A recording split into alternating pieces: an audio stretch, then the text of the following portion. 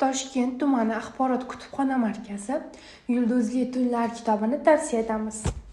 Yulduzli tunlar dunyoga mashhur o'zbek hukmdori, atoqli shoir, o'z davrining qomusiy bilimlari bilimdoni Zahiriddin Muhammad Bobur hayotiga bag'ishlangan asar.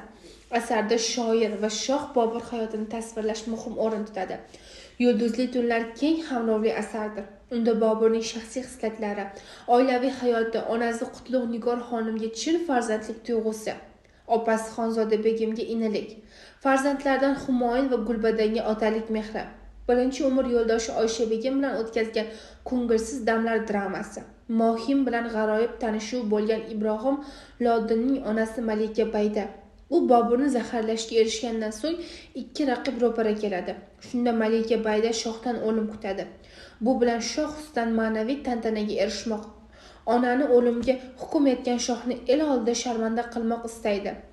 Lekin buni sezgan Bobur uni jazolamay o'zining tanti shoh ekanligini ko'rsatadi. Bobur orasidagi munosabat hayajonli, go'zal ifodalangan. Adib butun asar davomida Boburning shoh, fotih sifatida qilgan shafqatsizliklari uning eng katta gunohligi ekanligini doimo ta'kidlab boradi. Bobur tarixchi olim Xondamir bilan suhbatda deydi: Avlodlar haqiqatni bilsinlar, bizni farishta deb o'ylamasinlar. Qilgan gunohlarimiz o'zimizga nechog'lik og'ir tushganidan ogoh bo'lsinlar.